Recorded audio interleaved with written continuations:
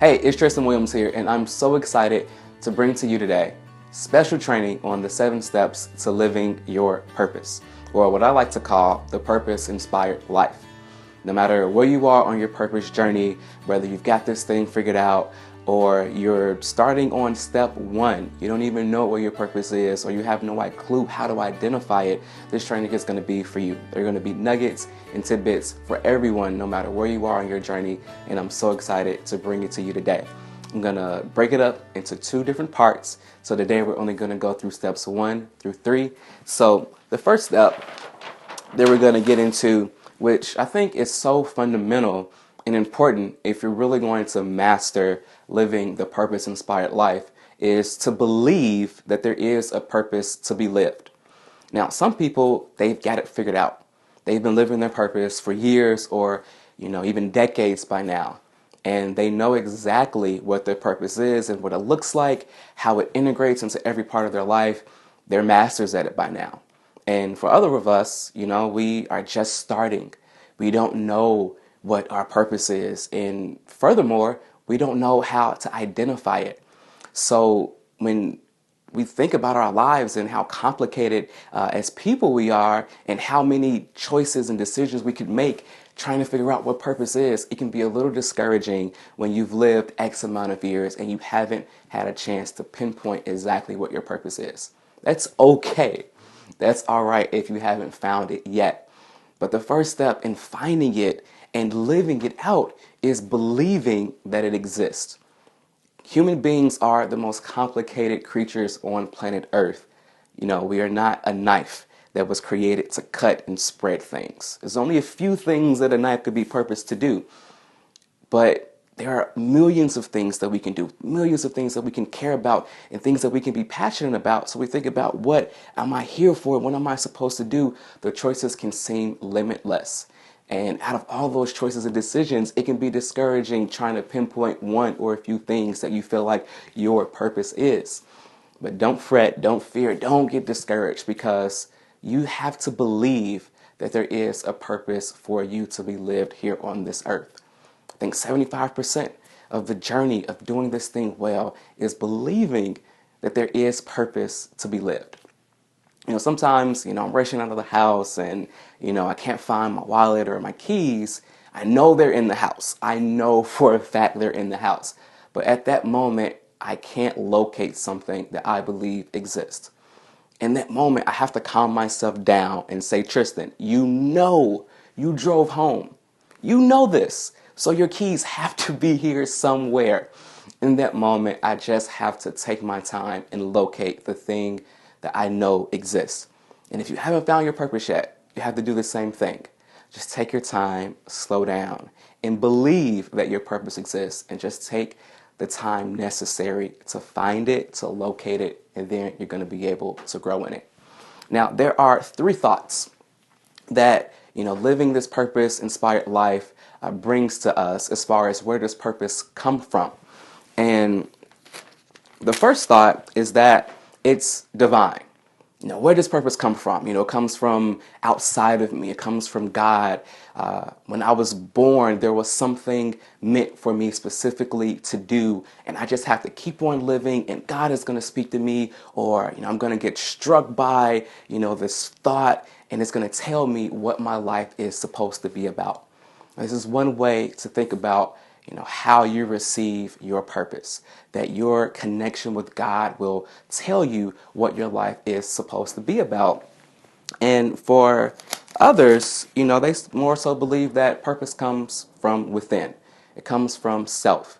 It comes from having life experiences and having passions and seeing problems in a world that exists, and you pick what your purpose is. You decide what you want your life to be about.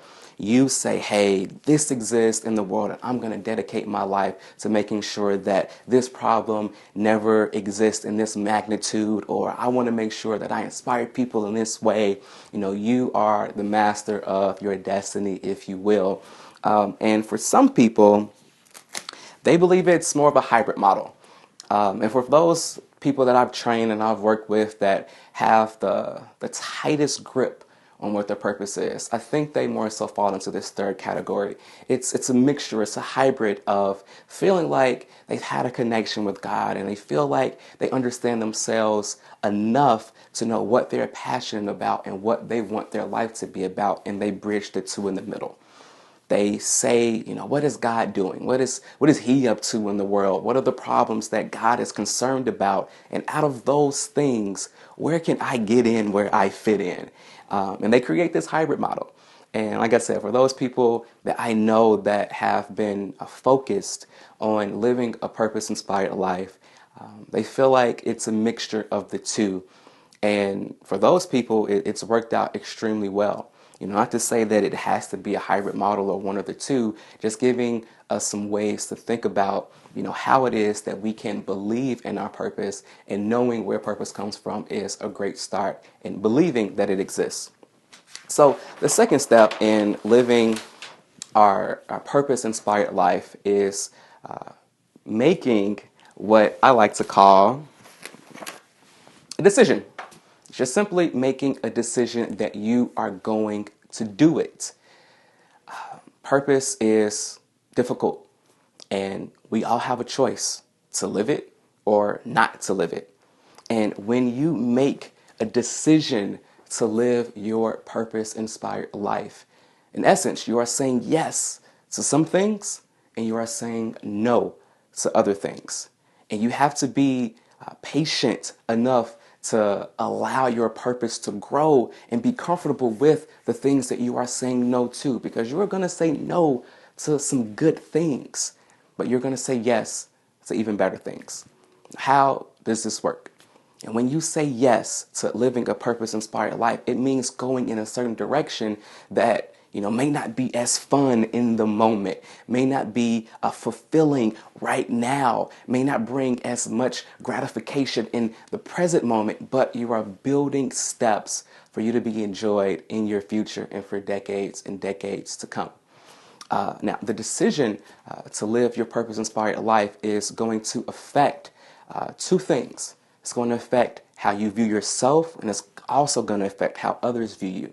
Now, the way that it affects yourself is you start to make micro decisions about your life, and it's going to put you in a certain trajectory to make other decisions. You're going to start seeing yourself in light of your purpose, no matter how much you understand your purpose or how little you understand your purpose.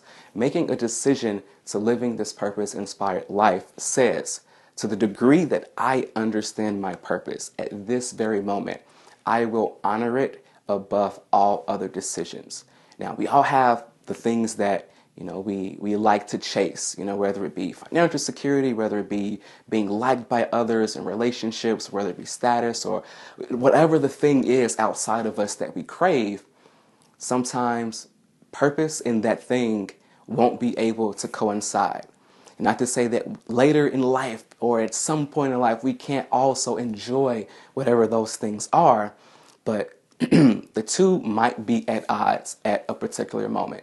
And making the decision to living this purpose-inspired life says that if I ever have to pick, I'm picking purpose above all else.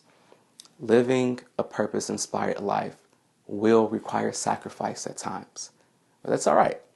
It's a decision that you're making, but it's a decision that is a great decision, because living this life, studies have shown, affects positively your career trajectory in greater income, increases your health, extends life expectancy, also improves the quality of your relationships, because you have made a decision to honor your purpose, one of the most important things in your life.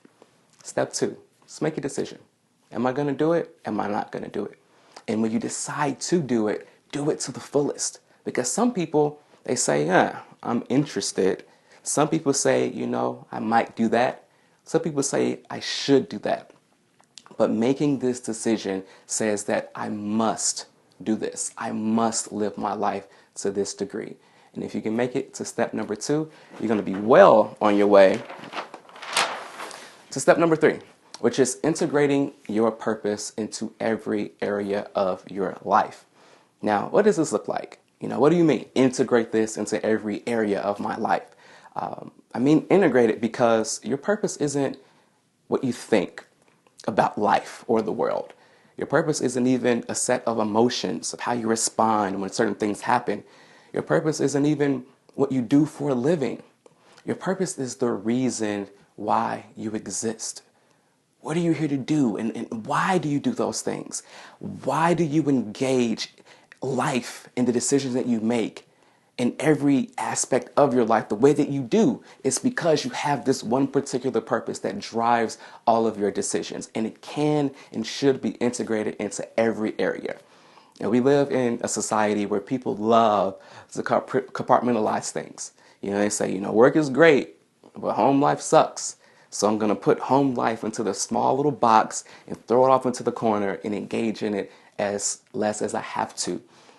Or home life is wonderful, but I hate my job. I mean, work sucks. So they compartmentalize it. They do their 40 to whatever, 60 hours a week and clock in and clock out, and they go home and they try to just cut that part of their life out. But when you understand your purpose and you are growing in it, no matter how much or how little you enjoy a particular area of your life, you can integrate that thing and serve your purpose. Now, it could be, making people laugh and, healing their emotional wounds. That can be a purpose. Your purpose could be inspiring people to do great and amazing things, to challenge themselves beyond their current capacity. Your purpose could even be, creating a more sustainable earth.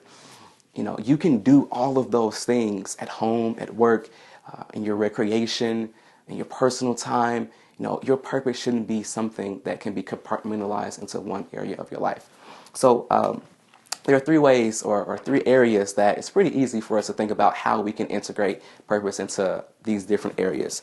And the first is integrating into your family and friends, just a relationship category. What is it that you think you are here for? What is it that your mission is? And how can you create a legacy with your family based on this particular purpose?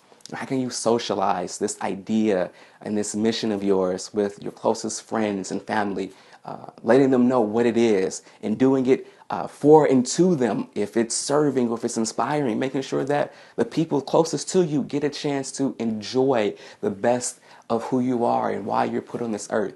So just integrating your purpose into your family, your friends, just your relationships as a whole is one way to think about it. And then secondly is your finances. Your purpose should affect your finances. And what do I mean by that? One is the way that you earn your income should be able to be integrated into your purpose. Now, what you do specifically might not be your purpose. It may be the way in which you do that, or your primary source of income might allow you to serve a greater purpose. So income generation is one way that your purpose could be integrated into your life, and not only what you earn, but what you give. Can you serve other people? Can you serve your purpose by giving financially to an organization or to a mission or to a cause to make sure that what you care about continues to happen or begins to happen in the world? And then lastly, your followers. Not necessarily people on Twitter or Facebook or Instagram, not the people who follow you on social media, although that counts, but more so the people you have influence over. Can you integrate your purpose, your mission, the reason you are here, in the relationships and the people that you have some form of influence or leadership over? Can you tell those people what you care about, why you think you're here, and make sure that your passion and the legacy that you are creating is extended to those people that already have a listening ear to what you have to say? So these are just the first 3 steps: believing in your purpose, making a decision to follow your purpose, and integrating your purpose into every area of your life. Steps 4 through 7 are going to come in the next training. Hope you enjoyed it.